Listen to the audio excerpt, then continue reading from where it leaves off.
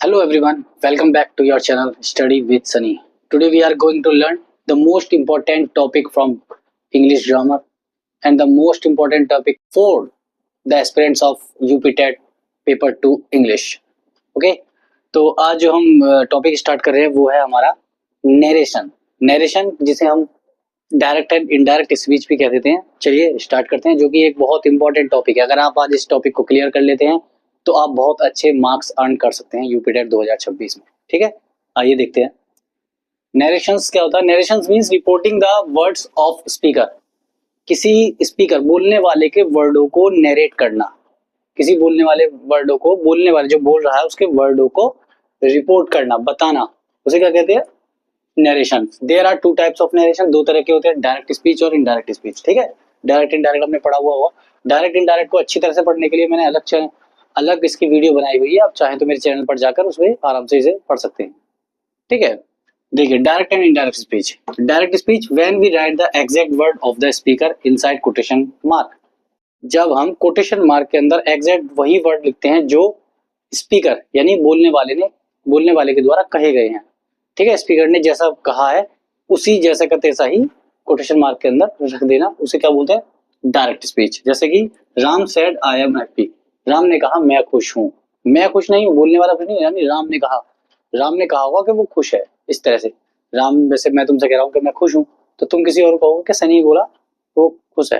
ठीक है, तो Ram said I am happy, ये एज इट इज ऐसी रख दी हमने. लेकिन इनडायरेक्ट स्पीच में क्या होगा? When we report the speaker's word without quotation mark. जब हम बिना कोटेशन मार्क के स्पीकर्स के वर्ड्स को रखते हैं. कैसे? Example, Ram said that he was happy. Ram मुझसे बोल रहा था. राम ने पहले तो मुझसे बात बताई. जब मैं किसी और को बात बताऊंगा राम की, तो मैं क्या कहूंगा? राम ने कहा था कि Ram said I am happy. Ram ने कहा था आई एम हैप्पी. तो अगर मैं दूसरे से कोई बात कहूंगा तो मैं क्या कहूंगा? राम ने कहा था कि वो खुश था. हो गई ना वाली बात. तो Ram said I was happy, और इसे कोटेशन मार्क के अंदर नहीं रखते हैं, इस तरह से लिखते हैं Ram said that he was happy. मैं अपनी तरह से दूसरे को बताऊंगा उसने क्या कहा था, है ना. Parts of direct speech. Direct speech के पार्ट्स कौन कौन से होते हैं? रिपोर्टिंग वर्ब और रिपोर्टेड स्पीच. रिपोर्टिंग वर्ब में क्या आता है? कोमा से पहले वाले आते हैं, जैसे कि सैड है रिपोर्टिंग वर्ब, और रिपोर्टेड स्पीच है जो कोटेशन मार्क के अंदर वाले होते हैं वर्ड. कोटेशन मार्क के अंदर जो होते हैं वो सब रिपोर्टेड स्पीच होती है. अब देखिए, नरेशंस में बदलने के लिए कुछ रूल्स हैं, तो रूल्स देख लीजिए. पहला है चेंज ऑफ प्रोनाउन. प्रोनाउंस को बदलना. कैसे? Pronouns change according to subject and object. Pronouns जो होते हैं वो कैसे चेंज होते हैं? प्रोनाउंस में कैसे चेंज होते हैं? सब्जेक्ट और ऑब्जेक्ट के हिसाब से चेंज होते हैं. अब उसके अकॉर्डिंग सब्जेक्ट और ऑब्जेक्ट. जैसे कि he said I am ready. He said, उसने कहा आई एम रेडी, मैं तैयार हूं. तो ही said that he was ready.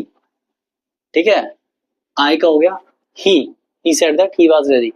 मैं फिर आपसे बता रहा हूँ, जो डायरेक्ट इनडायरेक्ट में वही बात होता है, पहले जो की हुई बात को दोबारा किसी के दूसरे से कहना. तो वो जो दूसरा कहेगा किसी पहले की बात, तो किसी और की बात दूसरे से कहेगा, तो वो अपने शब्दों में कहेगा, उसे इनडायरेक्ट स्पीच बोलते हैं. ठीक है, तो यहाँ पर वो उसी की तरह थोड़ी बोलेगा ही said that I am ready. वो कहेगा कि उसने कहा था कि वो तैयार था. वो यानी वह तैयार था. That he was ready. तो यहाँ पर ही क्या है? प्रोनाउंस चेंज हो गया. She said to me you are late. She said to me you are late. उसने मुझसे कहा तुम लेट हो, यानी तुम देर होगी. तो she told me. Said to का हो गया told me. She told me that I was late. उसने मुझसे कहा कि मैं लेट था. ठीक है, यहाँ पर यू का हो गया आई.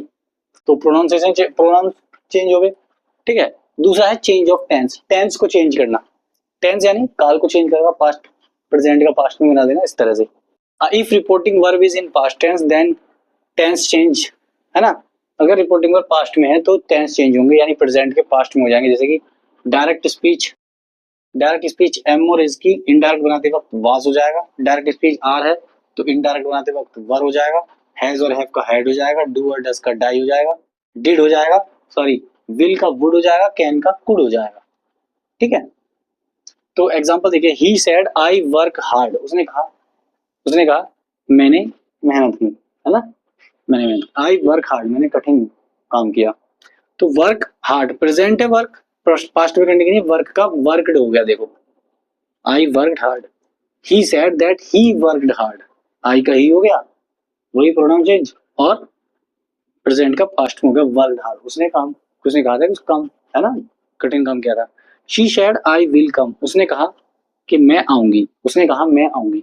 तो इसे कोई दूसरा किसी को एक्सप्लेन कर रहा तो कैसे कहेगा? She said that she would come, will का वुड हो गया, यानी कि प्रेजेंट का पास्ट हो गया एक तरह से, ठीक है। शी वुड कम। और नंबर 3 है वर्ड्स चेंज, वर्ड को बदलना। डायरेक्ट से इनडायरेक्ट बनाते हैं, कुछ वर्ड हैं जिन्हें बदलना पड़ता है, जैसे कि नाउ का देन हो जाता है इनडायरेक्ट में, टुडे का दैट डे, टुमारो का द नेक्स्ट डे, यस्टरडे का द प्रीवियस डे, हेयर का देयर। ये वर्ड्स ऐसे हैं जिन्हें डायरेक्ट से इनडायरेक्ट में चेंज किया जाता है, ठीक है। एग्जाम्पल में देखिए, he said I will come tomorrow, उसने कहा कि मैं कल आऊंगा। तो जब इनडायरेक्ट बनाएंगे, ही said that he would come the next day, he would come the next day. तो नेक्स्ट टुमारो का हो गया नेक्स्ट डे, अगला दिन, है ना, इस तरह से। अब देखिए सेंटेंस ऑफ नरेशन, नरेशन के सेंटेंस कैसे बनते हैं, सेंटेंसेस कैसे होते हैं। असर्टिव सेंटेंस, असर्टिव सेंटेंस बनाते में दैट का यूज करते हैं। क्या करते हैं? दैट का यूज। जैसे कि he said I am busy, he said that he was busy. तो कॉमा इन्वर्टेड कॉमा जब हट जाएगा तो उसकी जगह दैट लग जाएगा। इंटेरोगेटिव सेंटेंसेस में यूज आस्क्ड या इंक्वायर्ड। जब इंटेरोगेटिव सेंटेंस हो जिसमें कुछ पूछा जा रहा हो, है ना, क्या, कब, क्यों, कहाँ, कैसे, तो इस तरह के में आस्क्ड और इंक्वायर लगाएंगे, ठीक है, ना कि दैट लगाएंगे। दैट असर्टिव सेंटेंस में। और इंटेरोगेटिव में आस्क्ड और इंक्वायर, जैसे कि she said where are you going, उसने कहा तुम कहाँ जा रहे हो, उसने कहा तुम कहाँ जा रहे हो, उसने कहा तुम कहाँ जा रहे हो। तो शी आस्क्ड, उसने पूछा ही तो होगा, तुम कहाँ जा रहे हो, पूछी तो ये हो। तो she asked where I was going, ask लग गया। He said do you play cricket, उसने कहा क्या तुम क्रिकेट खेलते हो, अभी भी पूछा है। तो he asked if I play cricket, ठीक है, he asked if I play cricket. ये है आपके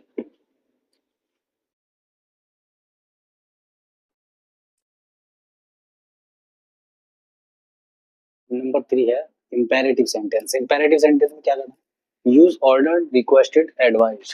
ऑर्डर, रिक्वेस्टेड, एडवाइस का यूज करना, है ना। सेंटेंस पढ़ के आपको पता चल जाएगा कि वहां पे ऑर्डर दिया जा रहा है, रिक्वेस्ट की जा रही है, या सजेस्ट करने के लिए किया जाता है ना, एडवाइस दी जा रही है, सुझाव वगैरह दिया जा रहा है। Teacher said work hard, teacher ने कहा हार्ड वर्क करो। तो टीचर क्या दे सकता है? ऑर्डर दे सकता है, रिक्वेस्ट दे सकता है, या सजेस्ट, एडवाइस कर सकता है। बताओ। टीचर्स एडवाइस करते हैं, एडवाइस देते हैं। तो टीचर एडवाइज्ड वर्क हार्ड, बस। Father said close the door, father ने कहा दरवाजा बंद करो। तो फादर क्या है? वो एडवाइस कर सकते हैं, या ऑर्डर दे सकते हैं, या रिक्वेस्ट करेंगे। फादर का रिक्वेस्ट करेंगे या एडवाइस देंगे? एडवाइस का मतलब करो या ना करो मर्जी है। पिताजी ऑर्डर देते हैं, तो father ordered to close the door. इस तरह से सेंटेंस को देखकर, है ना, समझ आपको सेंस से समझ जाएगा, समझ में आ जाएगा कि क्या लगेगा उसमें, ठीक है। एक्सक्लेमेटरी सेंटेंस आपको पता है, एक्सक्लेमेटरी वो वाले होते हैं, एक्सक्लेमेशन मार्क वाले। तो उनमें यूज एक्सक्लेम्ड विद जॉय या सोरो। एक्सक्लेम्ड विद के साथ जॉय या सोरो जो लिखना है वो लिखना है आपको। जैसे कि he said hurray we won, उसने कहा ये हम जीत गए, हुर्रे वी जीत, हम जीत गए। तो ही एक्सक्लेम्ड विद जॉय, तो खुशी के मारे तो कहा उसने हुर्रे, खुशी में तो हुर्रे का यूज होता, तो exclaimed with Joy. He said exclaimed with joy. He exclaimed with joy that they had won, कि वो जीत गए। अब ऐसा ही सौरव का देख लीजिए। She said alas I failed, दुखी होकर उसने कहा हाँ मैं फेल हो गई। तो she exclaimed with sorrow, exclaimed with sorrow लगेगा यहाँ पे, ऊपर हो रहा था तो exclaimed with joy लगा। exclaimed sorrow that she had failed, कि वह इंपॉर्टेंट क्वेश्चन तो देखिए, Ram said I am reading, Ram said I am in reading, तो इसमें क्या बन सकता है? ये 3 क्वेश्चन है। She said to me can you help me, और teacher said do your homework. ये 3 क्वेश्चन है, इन्हें आप करिए पोज करके, तब तक हम बनाते हैं। Ram said I am reading, तो Ram said that he was reading, that he was reading, यही तो बनेगा। ही वाज दैट लगाकर he was reading, I am का ही वाज हो गया। दूसरा, she said to me can you help me, उसने कहा कि क्या तुम मेरी हेल्प कर सकते हो। तो इसका क्या बनेगा? शी आस्क्ड, वो पूछ रही है हेल्प के लिए। She asked me if I could help her, can का हो गया कुड, ठीक है। अब देखिए, teacher said do your homework, अपना होमवर्क करो। तो टीचर एडवाइज्ड, टीचर क्या देते हैं? एडवाइस देते हैं। CHER, teachers advised to do homework, to do homework. Okay, shortcut trick में देखिए तो याद रखना, शेयर्ड की जगह टोल्ड भी आएगा, आस्क्ड भी आ सकता है, एक्सक्लेम्ड भी आ सकता है, एडवाइस्ड भी आ सकता है, अकॉर्डिंग टू सेंटेंस। सेंटेंस को देखकर पहचानना है आपको, तो सेड लगाना है ना। सेड की जगह टोल्ड लगाना है, आस्क लगाना है, एक्सक्लेम्ड लगाना है या एडवाइस लगाना है। आज हमने सीखा narration, direct and indirect speech, narration of sentences, types of direct indirect, है ना। तो tricks and questions solve, examples. तो if this video helpful for you, please like, share, subscribe जरूर करें और बेल आइकन जरूर दबाएं। कमेंट में बताइए कैसी लगी आपको क्लास, और मेरे साथ बने रहिए। यूपीटेट 2026 की अगर आप तैयारी कर रहे हैं इंग्लिश पेपर 2 की, तो वीडियो देखते रहिए। मिलते हैं नेक्स्ट वीडियो में। थैंक यू, जय हिंद।